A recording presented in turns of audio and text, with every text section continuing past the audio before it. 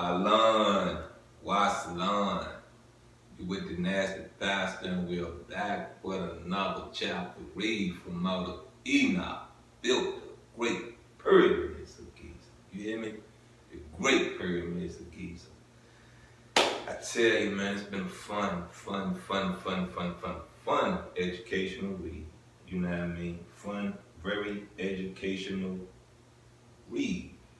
You know, we all got a little tad of evilness in us, you know what I mean? But I say this to you once again, it comes a time you grow up and you need to know not to do what?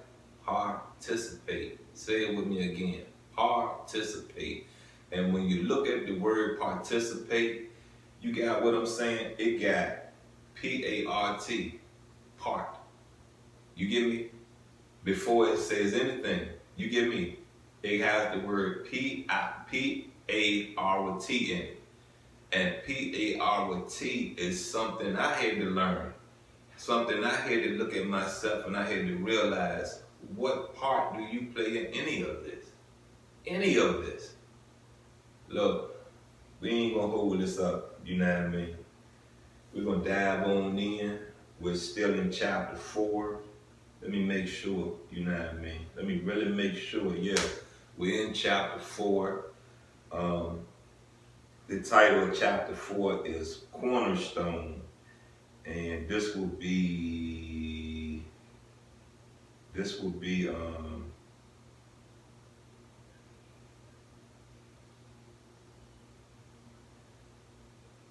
I want to say part 3, can't be mistaken. This probably is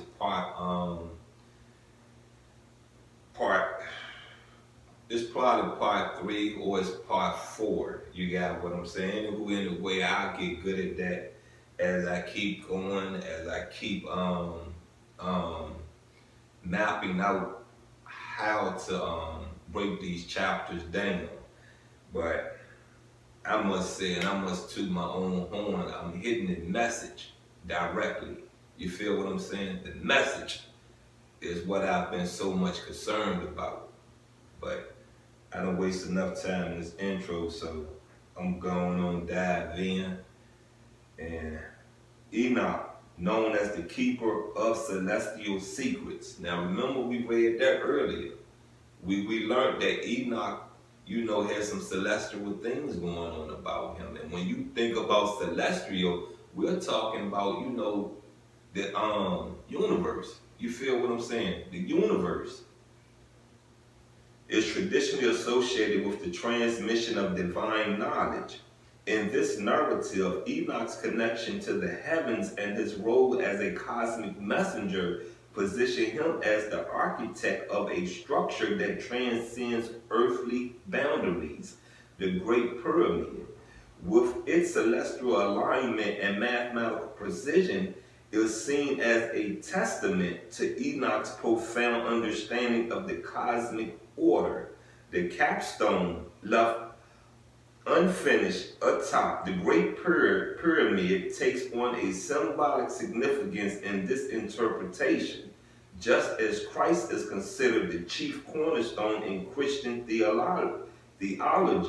The capstone represents the apex where all corners meet.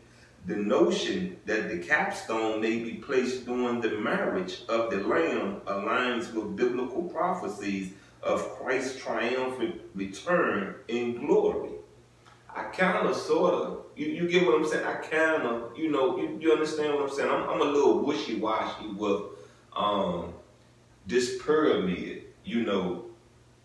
You know what I mean? It's like the same of what, you know, Jesus is to, you know, people, not just to me, but to people, period. You know what I mean? See, these pyramids to me save evil, when evil was supposed to be washed away. I can be wrong. Let me say this again. These pyramids explain something to me, that evil was saved when evil was supposed to be washed away. Now, I can be wrong. My theory, my processing can be a little off. I don't so far feel so, but when you look at what Jesus done, Jesus laid down a life, his life, to save mankind life. This, you get what I'm saying? These pyramids, Giza, if I'm correctly, saved evil. So if that's the, if that's the symbolism, if that's the parallel, I'm lost. I'm way lost. But we're gonna go on, finish moving along in this chapter. Enoch described the ancient text as the seventh from Adam, and the great grandfather of Noah, is seen as the conduit for celestial knowledge. The book of Enoch, though excluded from many traditional canons, offer insights into Enoch's journey through the heavens, encounters with celestial beings, and visions of cosmic realms. These elements proponents argue parallel the intricate design and celestial alignments found in the Great Pyramid. Now I refuse to believe that, you take the book of Enoch out the Bible, but then you put it back. You get what I'm saying?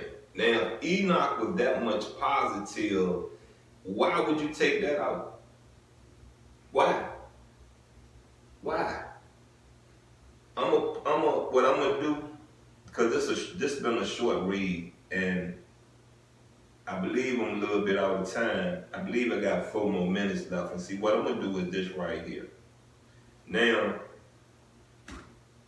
receiving the Egyptian Book of the Dead, and previously reading some scriptures from these other books that I had about the missing book of Psalms that was in the Egyptian Book of the Dead. It already told me before I received the Egyptian Book of the Dead, it's in no other religion, it's in no other culture.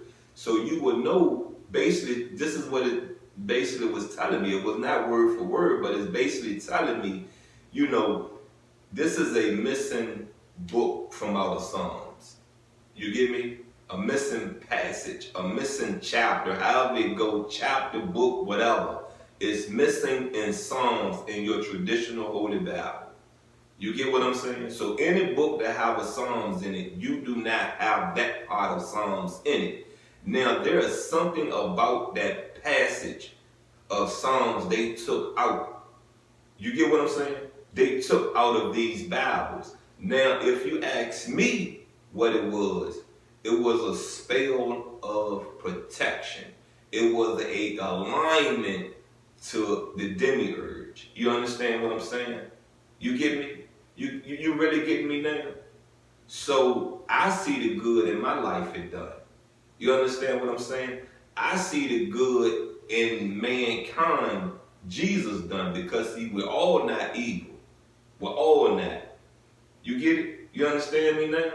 Now, what I'm reading about Enoch, you got what I'm saying, and knowing that these pyramids was made to be waterproof. Yes, waterproof, and it was made at the time that whom we pray said, I'm going ahead and do with the evil upon this earth. You understand what I'm saying? You get what I'm saying? So, once again, I say this to you. Connect your dots. You get me? You get it? Connect your dots. Use your common sense. Understand while you're reading. While you're reading, can you hear what you're reading? You get me? Understand while you're reading, can you hear what you're reading? You understand? You get me? Do you? Peep this out. I holler back at you in another 2 weeks. You feel what I'm saying? This was very short. Apologize. I'm very limited to time. Apologize. But I say this to you once again. You got what I'm saying? Connect your dots. Religion is tricky. It has gotten to the point spirituality is tricky, because you're not, how to say this, you're not digging into your soul. You're not putting time into your soul. You are putting time into words and instruction from man. Words and instructions from man. Do your own research for your soul. You're an individual. You get me? You're an individual. You're not a collective. Understand? I'm out and a lay.